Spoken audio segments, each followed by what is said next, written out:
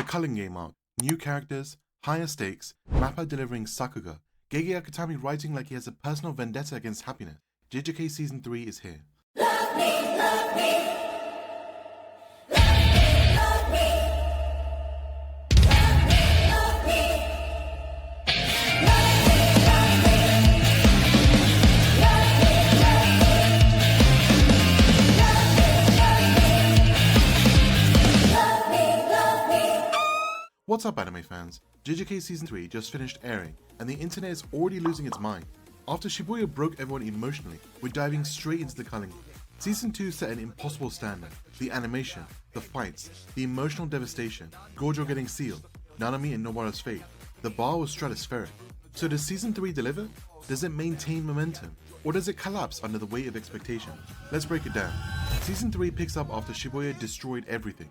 Gojo is sealed. Jujutsu society is in shambles. Curses run wild. The power balance shattered completely. The higher-ups are scrambling. Yuji has a death sentence again. Yuta returns from overseas. Maki is dealing with Shibuya's aftermath. Everyone is traumatized and trying to survive. Then Kenjaku announces the culling game. A deadly tournament forcing sorcerers and civilians with new curse techniques to fight. The rules are complex. The stakes are survival. Participation is mandatory for anyone marked. The game serves Kenjaku's plan to evolve humanity through cursed energy, merge Tengen with humanity, create chaos. The scope expanded massively from previous arcs. This setup is heavy, there's no time to breathe. Season 2 ended with devastation, Season 3 starts with things are about to get worse. JJK has always explained its power system thoroughly. Usually this works, understanding cursed energy and techniques adds depth, but Season 3 takes explanation to exhausting levels.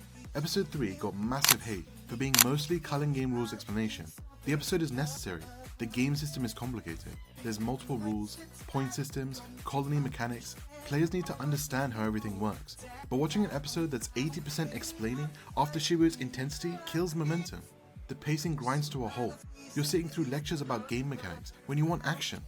Here's the bigger issue though. JJK over-explains during fights too.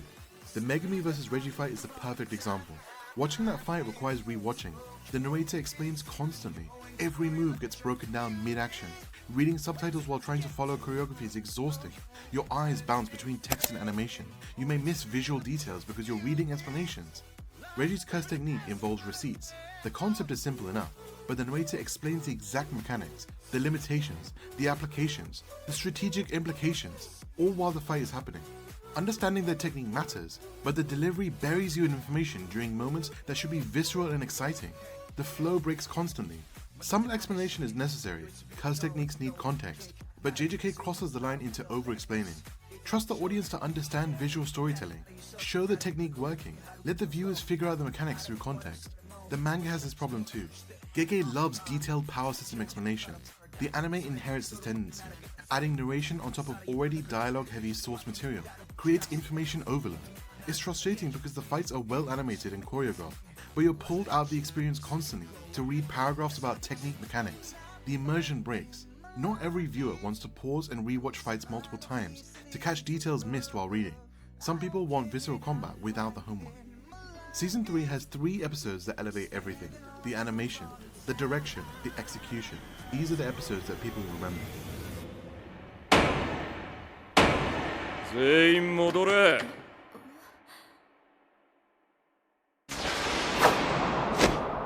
やり直しだ。 Higuruma episode is the third best. Animated very well, great visual direction, but the content raises questions. Higuruma's domain expansion is fascinating conceptually, putting opponents on trial. Guilty verdicts execute automatically. The courtroom aesthetic is unique, but here's the issue. The domain got paired with Yuji. Yuji isn't a strategic thinker like Megumi or analytical like Nanami. He's straightforward, honest, and doesn't play mind games. The trial happens, Yuji confesses to everything. He gets found guilty, he loses his curse technique temporarily, but then he just fights physically and wins anyway. The same result would have happened if Yuji denied the charges. He'd get his curse technique back and win. The domain's complexity didn't matter because Yuji's strength is adaptability and determination, rather than tactics. Higuruma's domain would have been more interesting against someone who tried to manipulate the trial, outsmart the system, exploit legal loopholes. Imagine Megumi went instead of Yuji. The mental warfare would have been insane. Instead, we got straightforward combat after an interesting gimmick. The episode looks amazing, the concept is cool, but the matchup didn't showcase the domain's full potential. The meaning behind Yuji's honesty works thematically. His character is consistent, he doesn't lie or manipulate. The execution is fine, but it just feels like a wasted opportunity for something more complex. やりましたね、じいちさん。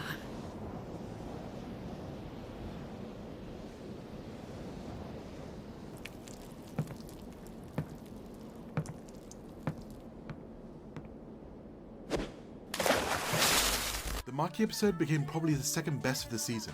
Absolute carnage with crazy animation. The episode structure is smart. It builds tension in the first half, character moments and setup, and then halfway through, the fighting kicks off and doesn't stop. Maki's transformation into a complete fighter is visceral. No curse energy, pure physical dominance through skill and strength. Every movement has weight and precision. The violence is brutal. Mappa didn't hold back. Maki cut through opponents methodically. The animation conveys power through fluidity, not just impact. The episode cements Maki as top tier. Her growth from Shibuya to here is complete. The parallel to Toji is explicit and earned. This episode set the standard for season 3. Everything after gets compared to this. The bar is unreasonably high. 言葉じゃねえだろ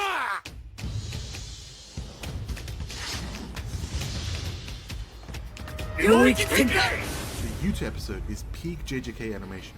Full fighting from start to finish. No breaks, no exposition interruptions, just constant combat elevated to art. Mappa allocated serious resources here. The Sakuga is distributed through the entire episode, not just highlight moments. Every sequence is polished. The choreography flows seamlessly from technique to technique. Yuta's versatility gets showcased perfectly, copying curse techniques mid-battle, switching fighting styles. The strategy behind each move is clear but never slows the action. The impact frames hit different, the sound design amplifies every strike. The pacing is relentless but never confusing. You follow every exchange despite the speed. The culling game introduces tons of new characters. Some land, others don't. Higuruma is a standout despite the domain matchup issue. A former lawyer turned sorcerer. His backstory resonates. Disillusioned with the justice system. He gained a curse technique and immediately got thrown into the game. His interactions with Yuji are strong. Uro is a fighter from the past, a reincarnated player with sky manipulation technique. Her battles are visually stunning. Her personality is aggressive and entertaining. Ishiguro loves fighting, simple motivation but executed well. His curse energy output is massive. The fights are spectacle focused. Then there are forgettable players, characters introduced and eliminated quickly. The roster is bloated. Not everyone gets development time. The pacing suffers from too many characters competing for screen time. Some arcs drag because we're meeting new people constantly. Season 3 develops characters in interesting ways. Yuji grapples with his role as Schooner's vessel. The guilt from Shibuya weighs on him. His resolve gets tested repeatedly. The Higuruma trial shows his honesty and moral consistency, even when tactically disadvantageous. Megumi faces identity questions. His relationship with his curse technique evolves. The shadow manipulation gains depth. His strategic thinking sharpens. The Reiji fight demonstrates this, even if the explanation buries the action. Maki's arc is transformative. Shibuya changed her fundamentally. Her growth into a complete fighter is satisfying. The parallels to Toji get explored well. Her episode cements his development visually and narratively. Yuta's return brings new dynamics. His power level and personality create balance. He's strong enough to impact battles significantly, but not invincible. His episode demonstrates his versatility and combat intelligence. The character work is solid when the show focuses on established cast. The problem is dividing the attention between them and the new players. JJK Season 3 is great, but different from Season 2.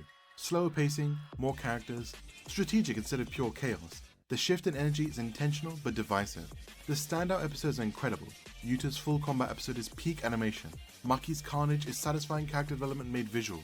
Higuruma's episode looks great even if the matchup doesn't explore the domain's full potential. The overexplaining is a legitimate problem. Episode 3 is exposition dump. The constant narration during fights like Megumi vs Reggie. JJK needs to trust visual storytelling more. Let audiences figure things out through context instead of reading paragraphs during action. If you love Shibuya's intensity, Season 3 might feel slow initially. The payoff comes later as pieces move into place. The arc is a setup for bigger events. The animation remains high quality. Mappa delivers despite brutal production schedule. The fights are creative and well executed when they happen. Character development is strong for an established cast. The new characters are a hit or miss. Some are great, others are forgettable. Is it worth watching? Absolutely if you're invested in JJK. The story progresses significantly, important developments happen. The arc matters for what comes next. Just adjust expectations. This isn't Shibuya 2.0, it's a different arc, with a different purpose. Judge it on its own merits, and not against Season 2. Season 3 is Mappa and Gege building the board for Endgame. The culling game sets up dominoes, later arcs will knock them down.